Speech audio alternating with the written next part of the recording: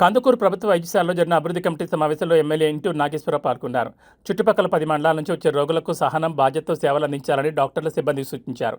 మందులు పూర్తిగా అందుబాటులో ఉంచాలని, రాత్రి వేళల్లో సిబ్బంది అందుబాటులో లేకపోవడంపై ఆగ్రహం వ్యక్తం చేశారు. ఇక నుంచి రాత్రి వేళ తనిఖీలకు వస్తానని హెచ్చరించారు. రోగులకు ఇబ్బందులు కలగకుండా చర్యలు తీసుకోవాలని హెచ్చరించారు. మందులు బయట నుంచి తెచ్చుకోవాలంటూ చీటీలు రాసిచ్చే విధానానికి ముగింపు పలకాలని సూచించారు. అలాగే రోగులు వేచి ఉండేందుకు మరిన్ని టేబుల్స్ ఏర్పాటు చేయాలన్నారు. మొత్తంగా పేదలకు కార్పొరేట్ తరహా వైద్యం అందించాలని ఎమ్మెల్యే కోరారు. గుండె నొప్పి, పాము కాటు వంటి సందర్భాల్లో అవసరమయ్యే ఖరీదైన ఇంజెక్షన్లు ఆసుపత్రుల్లో అందుబాటులో ఉన్నాయని, ప్రజలు వాటిని సద్వినియోగం చేసుకోవాలని ఎమ్మెల్యే సూచించారు.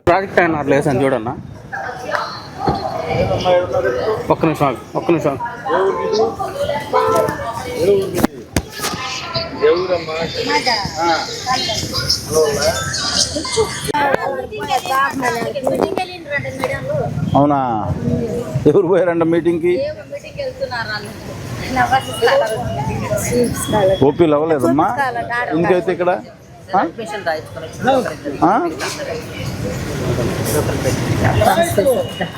చూయించుకున్నారా? మందులు ఇచ్చారా? బాగానే ఉందా? మీరు ఎక్కడ తెచ్చుకున్నారమ్మా? కిందేనా?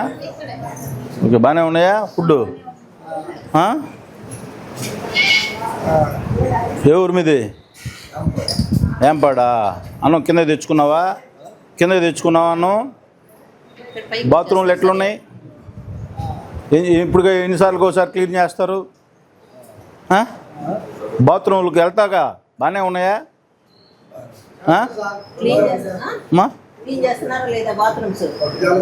బాగానే ఉన్నాయా వాసన రాకుండా? హాస్పిటల్ బాగా ఫాస్ట్ కట్టించుకుంటున్నా. Good afternoon.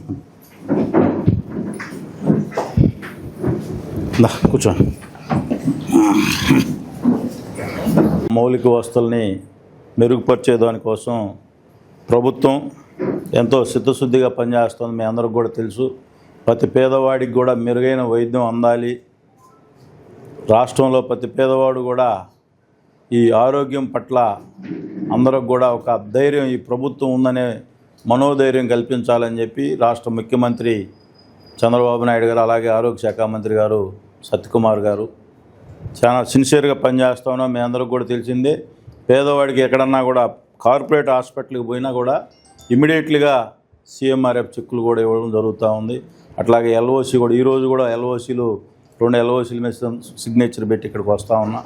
క్యాన్సర్ పేషెంట్లకు కూడా, అంటే పేదవాడు ఎక్కడా కూడా ఆరోగ్యం నుంచి అప్పుల పాలు కాకూడదు, ఆరోగ్యంతో భయపడకూడదు, అనారోగ్యం వచ్చినప్పుడు భయపడకూడదు. ఈ ప్రభుత్వం ఉందనే ఆలోచనతో ఈ ప్రభుత్వం పనిచేస్తూ ఉంది, ఈ కూటమి ప్రభుత్వం. మనందరం కూడా ఇక్కడ ఉండే అధికారులు కానీ డాక్టర్స్ కానీ అందరికి కూడా చెప్తా ఉన్నా, మనం ప్రెస్ వాళ్ళు అడిగించుకునే పరిస్థితి రాకూడదు నెక్స్ట్ హెచ్డిఎస్ మీటింగ్లో.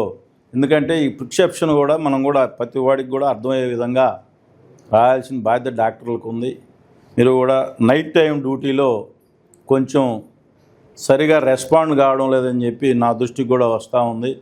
నెక్స్ట్ కంపల్సరీగా ఏదో ఒక రోజు నైట్ అయితే నేను కంపల్సరీగా విజిట్కి వస్తా. ఏదో ఒక రోజు మీరు తప్పనిసరిగా ఎవరిని విధులు వాళ్ళు పర్ఫెక్ట్గా చేస్తే మాకు మంచి పేరు వస్తుంది, మీకు మంచి పేరు వస్తుంది, హాస్పిటల్కి కూడా మంచి పేరు వస్తుందని చెప్పి దీనికి మీరు అందరూ కూడా సహకరించాల్సిన బాధ్యత. నేను వచ్చో మరలా అప్పటికి వచ్చి డిఎంహెచ్ఓకో లేకపోతే మీ సెక్రటరీకో ఫోన్ చేసి మళ్ళీ మీరు ఇబ్బంది పడే పరిస్థితి తీసుకొచ్చుకోకూడదని చెప్పి మీ అందరికి కూడా చెప్తా ఉన్నా, రిక్వెస్ట్ చేస్తూ కూడా ఉన్నా. ఎందుకంటే ప్రతి ఇక్కడికి వచ్చే గవర్నమెంట్ హాస్పిటల్ అంటేనే పేదవాళ్ళు వచ్చే హాస్పిటల్.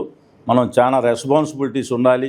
మెడిసిన్స్ ఇక్కడ లేవని చెప్పి లక్షలు పెట్టి మనం మెడిసిన్స్ కొంటున్నాం. ప్రతి పేదవాడికి కూడా ఉచితంగా మెడిసిన్స్ అందాలి. టెస్టులు కూడా అందాల్సిన అవసరం.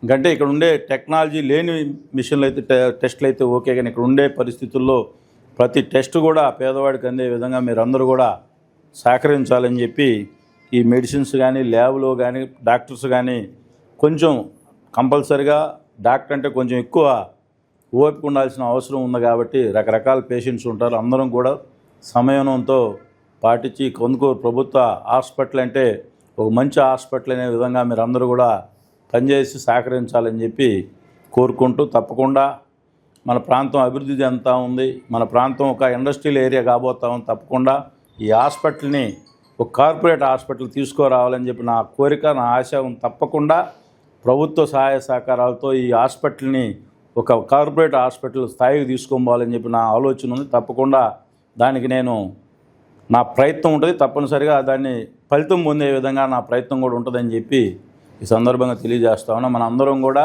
యువకులమి, డాక్టర్స్ అందరూ కూడా బ్రహ్మాండంగా ఉన్నారు. అందరూ కూడా మంచి పేరు తీసుకొచ్చే విధంగా ప్రయత్నం చేయాలని చెప్పి కోరుకుంటూ సెలవు తీసుకుంటాను.